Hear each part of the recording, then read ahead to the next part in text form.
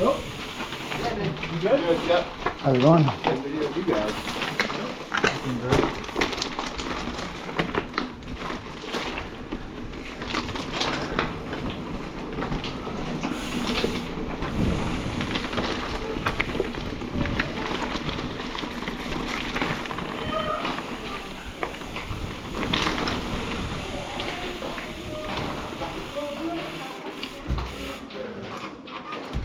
Wouldn't this gas you out in here? Probably not, hey?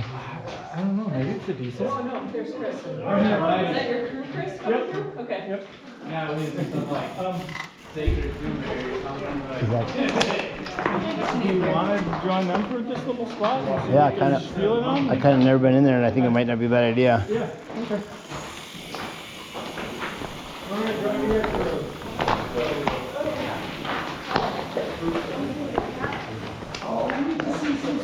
Yeah, you want to join them for this little spot? Only because it's not cold in here. Yeah, you spent more time in here before, right? No, I'm here. I've only ever gone, I think I can, probably should leave my hat on, huh? Yeah, there's been one couple times. Okay. We're gonna go look, Phil.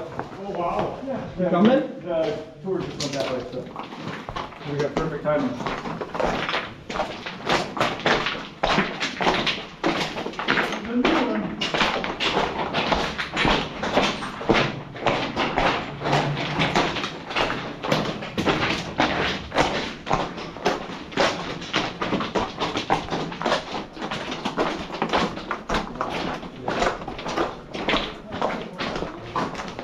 This is the first time I actually rode kind of slow and looked around. Well, there's actually wood in It's a here. downhill shaft. Need to learn some stuff. I wonder if that's the old wood. Oh, yeah. All right, so this is kind of like obligatory, but you guys can turn off your lights for a minute. We still have some lights flat. We still have, Whose hand is that? right, so you guys can see, and your eyes never adjust. It's like, That's dark. yes, you can imagine those kids in Thailand, right? Imagine if you're Did I just put out your song in living your in head? here. Trust me, it's nothing you want when you're by yourself. It's like, don't count that. So yeah, this is why bats use echolocation, right? Like, and we have ambient light devices, some red, we have watches, you know, but it's this pitch dark, and right. So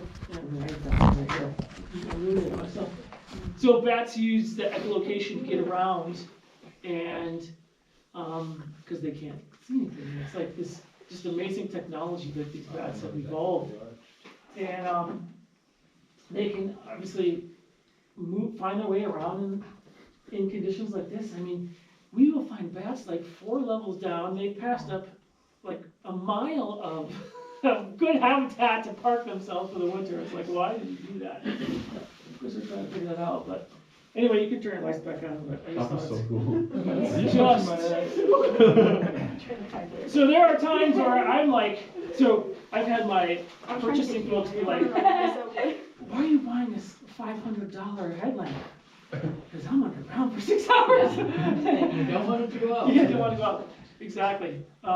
Yeah, so they use echolocation, right? And one of the cool things that we can do is each bat species has a frequency and a pattern that they echolocate with.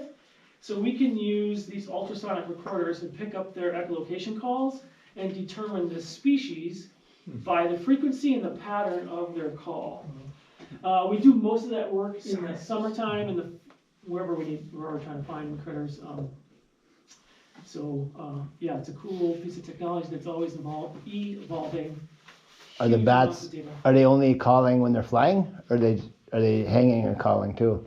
They're typically not hanging and calling. They're using it to either find their way through, or find insects, right? But there are interesting questions because there are like different patterns. There's like I'm just flying around pattern. They have different like patterns for when they are honing in or like a predatory type pattern. It's shorter, which makes sense, right? Like Yeah. it's got to be short. I'm really trying to dial in this moth or this whatever it is. Scent. Insect. So, yeah, that can be a challenge. interestingly, so most bat species are live catching their prey in the air, but northern long-eared bats, which hibernate in places like this and are here in the summer, they will land on a tree and like glean. So they'll crawl up a tree and grab spiders or beetles or whatever on the barks on the sides of trees, which is, I think, pretty cool. And there's a lot of them, pretty cool bats. But so bats have 1 to 2 young per year in the summertime, right? If you've probably had some maybe in a camp attic or in your attic, those are most likely little brown bats, most likely a maternity colony having them in the year. They do not overwinter in your attics or your camps. It's too cold and too hot and too dry. So they're coming to these sites for these stable temperature, mostly. But you can imagine in your attic, right? Like it's 0 degrees out at night and it's your attic's maybe 10 degrees. Then the next day it's 25 and sunny and that attic space just cranks back up. Too hot, cold, and too dry. So they're coming to these sites. We do have a suite of bat species we call tree bats, or the migratory species, so like hoary bats, silverhairs, red bats. Those are the big ones. And they are here in the summer, right? They're in our woods, they're all around, they're big bats, they're super cool.